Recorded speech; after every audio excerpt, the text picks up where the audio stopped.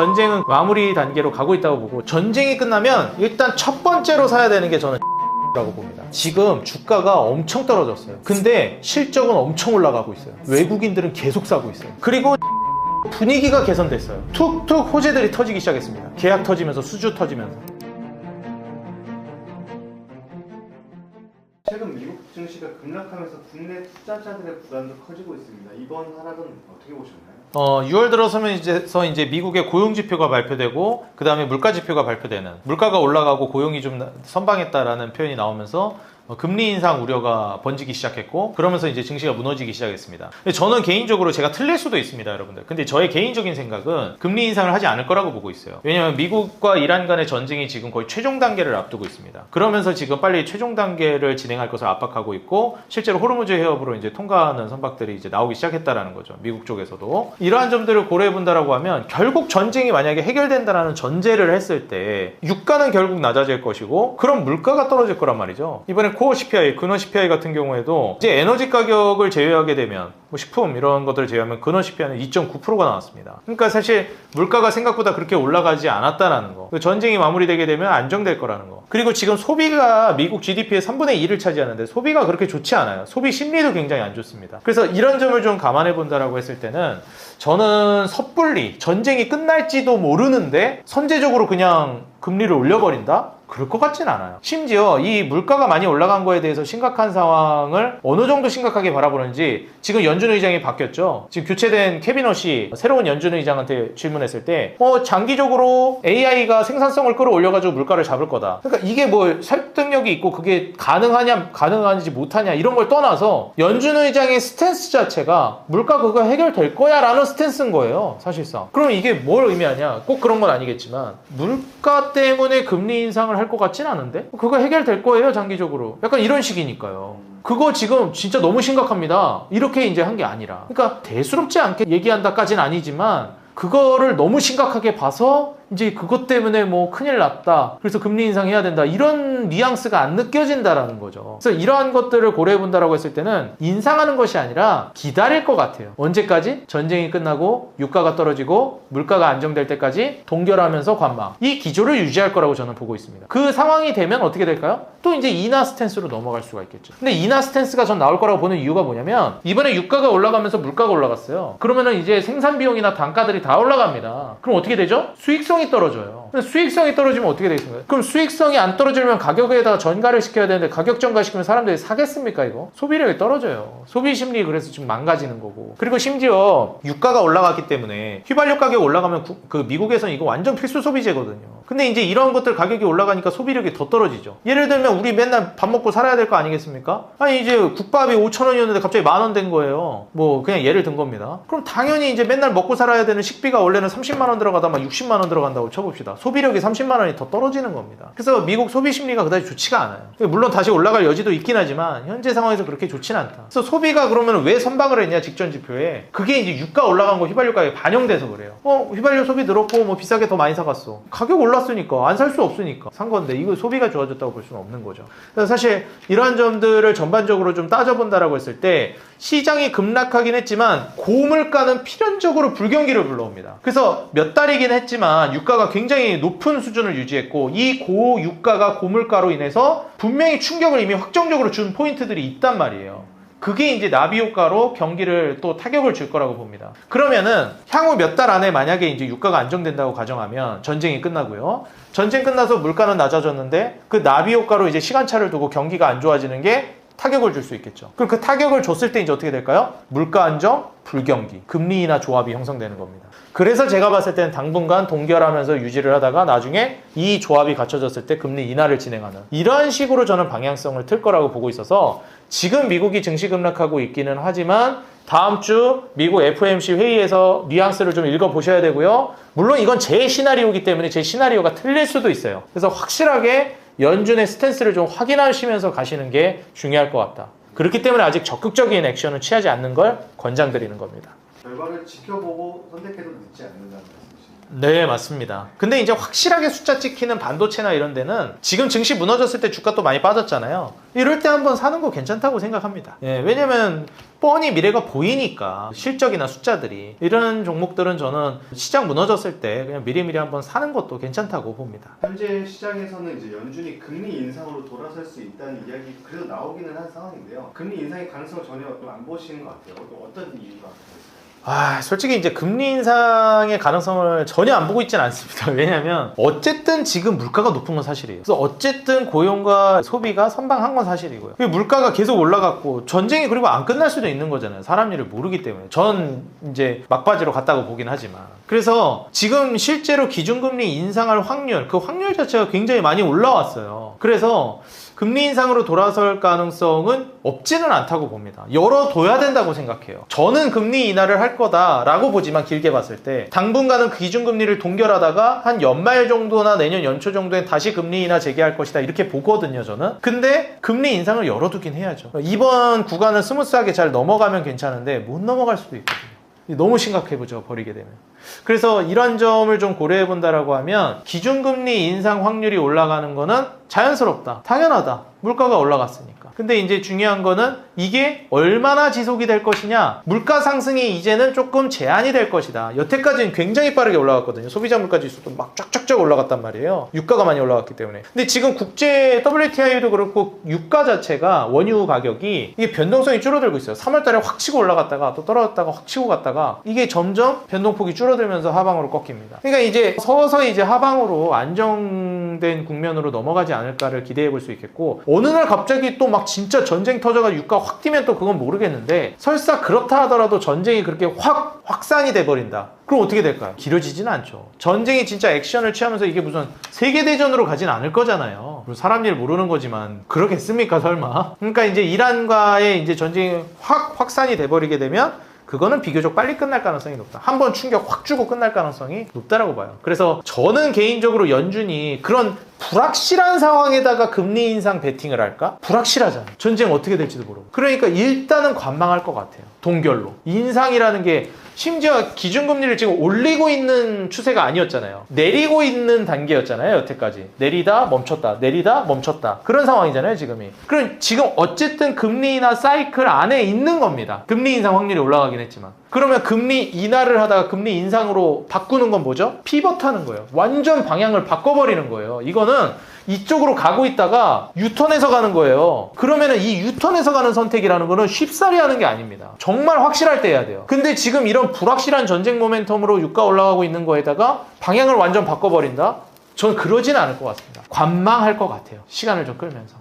너무 심각해지면 물론 인상하겠지만 그렇게 따지면 뭐 지금 너무 심각한가 싶어요 또. 왜냐면 다음 달이나 다다음 달 발표되는 물가지표부터는 이제 상승이 좀 제한이 될 거라고 봅니다. 그래서 저는 개인적으로 동결을 보는데, 그래도 혹시 모른다, 금리 인상 가능성을 열어두고 투자 전략을 짜기는 하셔야 한다, 이렇게 말씀드리고 싶습니다.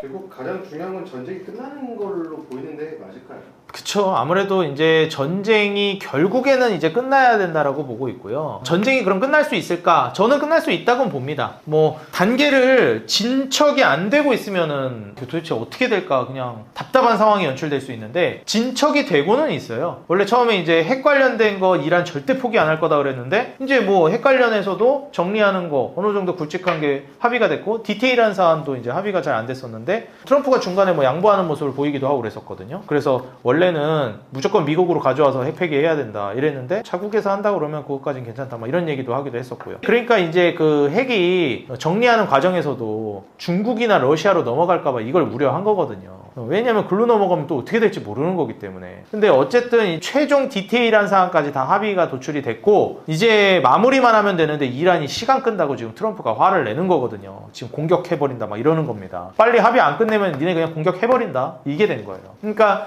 사실 저는 오래 끌릴 것 같지는 않다. 진짜 오래 끌리면 2달? 정도로 보는데, 저는 원래는 5월 안에 끝날 거로 보고 있었어요. 실제로 유튜브에서도 그렇게 얘기했었고. 근데 제 생각보다도 많이 딜레이가 돼버렸습니다, 지금. 근데 그런 만큼 진척이 안 되고 있으면 모르겠는데 어쨌든 진행을 하고 있는 단계이기 때문에 공격한다고 하는 것도 이것도 진행이 되고 있는 거예요. 빨리 이거 합의 안 하면 마무리 안 하면 공격하겠다잖아요. 가만히 기다리는 게 진척이 안 되는 겁니다. 재촉하는 건 진척되고 있는 거예요. 그래서 저는 전쟁은 그래도 마무리 단계로 가고 있다고 보고 정확한 시점은 모르겠지만 그래도 진행이 되고 있다는 관점에서 장기적으로는 좀 유가 안정과 그리고 그로 인한 물가 안정이 도출되지 않을까. 전쟁은 그래도 마무리 단계로 가지 않을까 기대를 하고 있습니다. 뭔가 좀 한 가지 팁을 듣자면 전쟁이 끝나면 이 주식 사야 된다. 뭐 그런 계획 있으신가요? 전쟁이 끝나면 일단 첫 번째로 사야 되는 게 저는 제약바이오라고 봅니다. 제약바이오가요, 지금 주가가 엄청 떨어졌어요. 근데 실적은 엄청 올라가고 있어요. 근데 외국인들은 계속 사고 있어요. 뭐 모든 종목이 그렇다는 건 아니에요. 몇 개 종목들이 그렇다는 겁니다. 그리고 제약바이오 분위기가 개선됐어요. 툭툭 호재들이 터지기 시작했습니다. 계약 터지면서 수주 터지면서 4월부터 6월까지 그 아스코부터 해가지고 AACR이라든지 지금 암학회, 굵직굵직한 암학회 4월, 5월 그리고 6월 달에 이제 당뇨병 학회까지 연달아서 학회들이 있었어요. 4월부터 6월까지 굵직굵직한 학회들이. 그리고 이제 연말로 가게 되면 이제 에스모도 있거든요. 유럽 암학회도 있어요. 그럼 이제 그때까지 가게 되면 학회에서 만나서 같이 살펴봤던 부분들에 있어서 뭘 하겠습니까? 나중에 서로 시너지를 내겠죠. 계약 체결하고. 이런 것들이 이제 기대감이 불러 모아질 수 있는 거예요. 박람회 한번 갔더니 얘네 이런 거 괜찮네? 딱 받았다가 우리 뒤에서 막 얘기가 오가는 거죠. 그리고 우리 계약합니다. 라고 이제 얘기들이 속속 나올 가능성이 있는 거고 지금 실제로 호재가 나오면서 주가가 뛰던 애들이 꽤 많아요. D&D 파마텍, 네이처셀, 한올바이오파마 이런 애들 지금 다 호재성 기사 나오면서 주가 확 뛰었는데 그거 다 반납했습니다. 이런 게 왜 반납을 하냐? 심지어 실적 계속 좋아지고 있는 기업들. 뭐 특정 기업 좀 그렇지만 SK바이오팜, HK노엔, ST팜 이런 기업들, 뭐 녹십자도 그렇고요. 그 다음에 오스코텍도 그렇고 실적 정말 좋아지고 있거든요. 심지어 한미약품, 셀트리온, 한미약품도 이번에 호재 떴죠. 참 실적 계속 좋아지고 있어요. 근데 마진율도 올라가고 있고 그런데 심지어 제약바이오 쪽에서 호재가 툭툭 나오고 그럼 왜 주가가 반대로 가냐? 아니 유지미나 하면 몰라가겠는데 오히려 떨어지는 게 말이 되냐. 금리 인상한다라는 확률이 앞서도 말씀드렸듯이 금리 인상할 가능성이 높아지고 있다고 얘기하니까 그런 거예요. 이거 그러면은 전쟁 끝나면 어떻게 되겠어요? 금리 인상 확률 떨어지겠죠. 금리 인하 확률로 돌아서겠죠. 어떻게 될까요? 지금 억눌려 있다, 억가당하고 있는 제약바이오가 미친 듯이 날아가겠죠. 어거지로 때린 거니까. 원래는 올라가야 되는 애들인데. 그래서 전쟁 끝나면 1순위 제약바이오입니다. 현재 지금 눈여겨봐야 되는 지표 중 하나가 환율입니다. 너무 높은 것 같은데 이거는 어떻게 보고 있어요? 이제 환율 자체가 상대적인 개념이기 때문에 달러 가치가 올라가게 되면 좀 떨어질 수밖에 없습니다. 근데 지금 다들 알고 계시겠지만 이미 한국과 미국 간의 기준금리가 역전이 된 지가 오래됐어요. 원래 한국이 더 위험한 나라죠. 안정성이 떨어지잖아요, 미국보다는. 그렇기 때문에 한국이 이자를 더 줘야 맞는 겁니다. 아니, 일반적으로 하이리스크 하이리턴 아닙니까? 그래서 한국이 미국보다 기준금리가 더 높은 게 일반적인 기준이에요. 그게 정상적인 구조입니다. 근데 한국보다 미국이 기준금리가 더 높아요. 지금 심지어 1%포인트 넘게 차이 나잖아요. 우리나라 2.5%인데 미국이 3.75%니까 1.25% 5단계나 미국이 더 높습니다. 그러면 당연하게도 외국인들이 이탈이 나올 수밖에 없어요. 지금 이탈 계속 나오고 있는 단계고. 근데 이제 중요한 건 뭐냐면 이탈이 안 나올 것이다 라고 오히려 돌아온다 라고 하는 그런 기대감이 왜 생겼냐? 미국이 금리 인하할 거란 기대감이 있었어요. 올해 2월까지만 해도. 작년 12월에 미국이 조기 긴축 종료를 했고 긴축을 조기 종료했어? 그럼 완화하겠네, 돈 풀겠네를 기대할 수밖에 없잖아요. 그런 기대하고 있는 단계였는데 뭐가 터졌죠? 전쟁이 터지니까 완전 바뀌어버린 거예요. 그래서 이런 점들을 감안해 본다라고 했을 때는 지금 현재 외국인들이 나갈 수밖에 없는 구조가 돼버린 거죠. 심지어 지금 전쟁 모멘텀이나 금리 인상할지도 모른다 이런 불안감이 생기니까 달러 인덱스 올라가죠. 우리나라도 금리 인상을 한다고는 했는데 그래도 불안한 거죠. 그러다 보니까 달러 인덱스가 올라가고 달러 가치가 올라가니까 상대적으로 원화 가치가 떨어지고 지금 기준금리 상황을 놓고 보더라도 한국은 버티는 입장이었어요. 완화 기조니까 금리 인하 사이클이니까 미국이 금리 인하할 때까지 일단 우리는 버티려고 하는데 전쟁 때문에 이거 너무 오래 걸리잖아요. 못 버틴 거예요. 버티다 못 버티니까 이제 금리 인상한다가 된 겁니다. 그래서 제가 봤을 때는 이제 환율적인 부분은 금리 인상하고 추가적인 조치가 막 나오지 않는 이상에는 쉽지는 않을 걸로 보여져요. 미국이 빨리 전쟁을 끝내고 약달러 기조 금리 인하로 가면 다시 외국인들 돌아올 텐데 환율 그러면 회복될 텐데 지금 외국인들도 떠나죠. 그럼 어떻게 되죠? 그러면서 악순환이 벌어지는 거죠. 환율 올라가면 환율 차이로 인한 손해를 보죠. 환차손을 보죠, 외국인들이. 그러니까 나가니까 외국인들 더 빠져나가고 환율 더 방어가 안 되고 이런 구조인 겁니다. 그래서 환율은 결국 이것도 또 돌아가자면 전쟁이 중요하다. 그리고 우리나라가 금리 인상을 한다라고 하면 그때는 좀 괜찮을 수 있다. 이렇게 보고 있습니다. 현재 살짝 좀 떨어진 주식이죠. 2차전지 실적이 회복이 되질 않고 있습니다. 2026년 하반기, 2027년까지 봤을 때 어떻게 보고 계신가요? 2차전지는 주가가 좀 떨어져 있는 상황인데 올해가 실적이 턴어라운드 되는 구간이에요. 그렇기 때문에 1분기 실적 발표했을 때 적자폭이 대폭 축소되는 기업들이 막 나왔거든요. 근데 이제 2분기부터는 흑자 전환이 기대되는 기업도 있고, 제가 봤을 때 올해 하반기로 넘어가면 대부분의 기업들이 이제 흑자 전환에 성공할 거라고 보고 있습니다. 그래서 내년부터는 본격적인 퀀텀 점프가 될 거라고 봐서 지금 당장에 만족스럽지 않다 하더라도 어쨌든 개선이 본격적으로 되고 있고, 지금 전기차 캐즘이 바닥을 치고 올라오고 있잖아요. 거기에 이제 데이터 센터 ESS나 로봇 배터리 호재까지 있기 때문에 악재는 지나갔고 최악을 지나갔고 호재가 이제 추가적으로 다가오고 있는 단계라 업황 사이클이 완전히 돌아서는 구간이 올해부터입니다. 그래서 계속 떨어지고 있었어요, 이익들이. 근데 이걸 돌려 세운 게 2026년입니다. 그렇기 때문에 올해 중순 넘어가는 시점부터는 시장으로 인해서 2차전지 관련주가 좀 조정이 나오더라도 저가 매수에 이제 나선다면 내년까지 좀 좋은 결과가 있을 거라고 보여져서 이번 증시 조정을 한번 이용해 보시는 게 좋을 것 같습니다. 구독자 여러분들 반갑습니다. 저는 주식장인 유튜브 채널을 운영하고 있는 이창대 대표라고 합니다. 오늘 우리 구독자 여러분들께 좋은 인사이트 드리기 위해서 최선을 다했고요.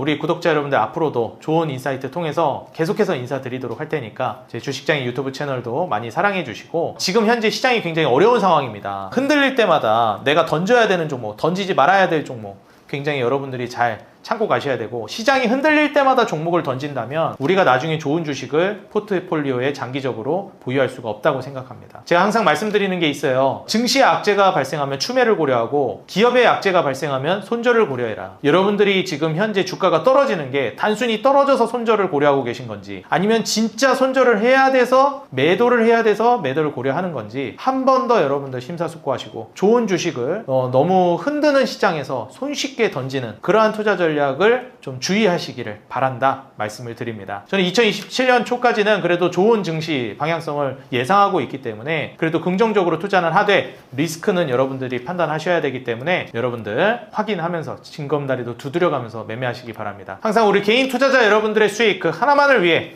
여러분들이 돈을 벌어야 제가 돈을 번다는 모토로 앞으로도 꾸준히 정진해 나가도록 하겠습니다. 감사합니다. 행복한 하루 되세요.